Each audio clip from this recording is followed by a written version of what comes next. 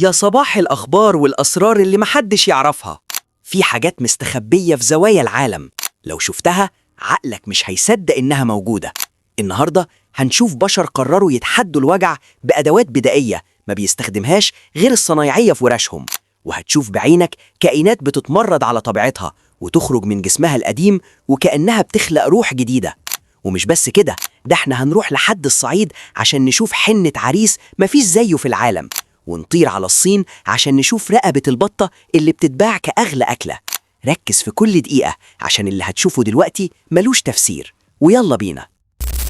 تعال بقى أوريك النهاردة أفكار بره الصندوق بيعملها البشر عشان يخلعوا بيها أسنانهم. أيوة يا سيدي، الناس لو سنتها وجعها بيعمل فكرة بسيطة، ممكن يجيب الكماشة أو يربطها كمان ويخرجها بالطريقة اللي انت شايفها قدامك. والمعلومة اللي لازم تعرفها إن الطريقة دي ممكن تدخلك في متاهات تانية خالص غير الوجع، لأنك كده بتحول بقك لورشة نجارة. العلماء بيقولوا إن الضرس ده لو ما طلعش بسلام ممكن يخليك تغني يا ليل يا عين أسبوعين قدام. يعني لو فاكر إنك بتوفر تمن الدكتور، أحب أقولك إنك كده بتصرف تمن الشجاعة عند الصيدلي اللي جنبك في مسكنات ومضادات حيوية بالهبل. سيبك بقى من وجع السنان وتعال نشوف معجزة الطبيعة. تعال بقى أوريك أغرب عملية استنساخ موجودة في العالم، والعملية دي يا سيدي بيعملها أحد الكائنات اللي موجودة على وجه الأرض، واللي بيسموه بالكابوريا أو السلطعون. أيوة يا سيدي، القشرة بتاعت الكابوريا بتكون متكونة من الكرياتين وبتكون صلبة جدا. والمعلومة هنا إن الكائن ده ما بيكونش قدامه حل تاني غير إنه يخرج من جسمه القديم ده عشان يقدر يعيش ويكبر، لأن القشرة اللي انت شايفها دي ما بتكبرش معاه، فبيفضل مسجون جواها لحد ما يقرر يسلخها ويطلع بجسم جديد. وفي اللحظة دي بيكون في أضعف حالاته وكأنه مكشوف قدام العالم من غير أي درع يحميه. سيبك بقى من الكابوريا وتعال نشوف أغرب أفراح الصعيد. تعال بقى أوريك أغرب حنة عريس ممكن تشوفها في حياتك، والحنة دي يا سيدي موجودة عندنا هنا في قلب الصعيد. زي ما انت شايف كده، العريس بيتحول تماما، بيغطوا جسمه كله بالحنة من ساسه لراسه. واللي لازم تعرفه هنا إن الموضوع ده مش مجرد لون وخلاص، ده طقس بيقولوا عليه تثبيت للعريس عشان يعرف إنه خلاص دخل القفص.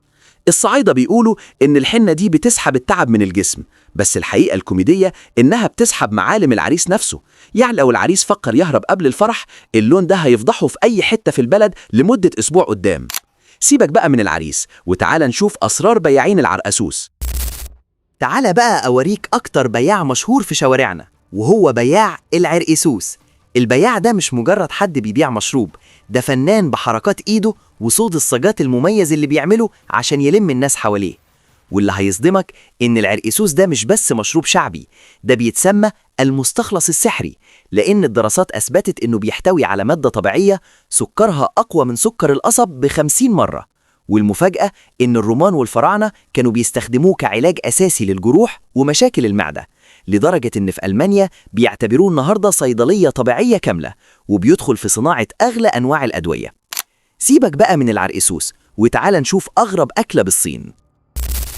تعال بقى أوريك أغرب أكلة موجودة في شوارع الصين، والأكلة دي يا سيدي غريبة جدا وبيسموها برقبة البط.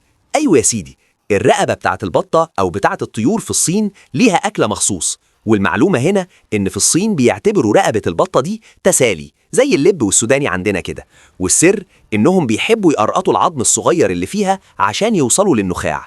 والكوميديا بقى إنك لو جربت تاكلها بمنطقنا المصري فأنت محتاج فك تمساح وقرار إزالة لسنانك عشان تخلص رقبة واحدة. دي أكلة محتاجة مجهود حربي. سيبك بقى من البط وتعال نشوف أغرب صنايعي معمار. تعال بقى أوريك أغرب صنايعي، والصنايعي اللي معانا النهاردة بيشتغل في مجال المعمار، وزي ما انتوا شايفين بيعمل حاجة غريبة. بيجيب المياه الغازية وبيحطها على الطوب بالطريقة اللي انت شايفها قدامك، وبيقولك إن المادة دي يا سيدي بتدي لمعة للطوب وكمان بتخلي شكله حلو.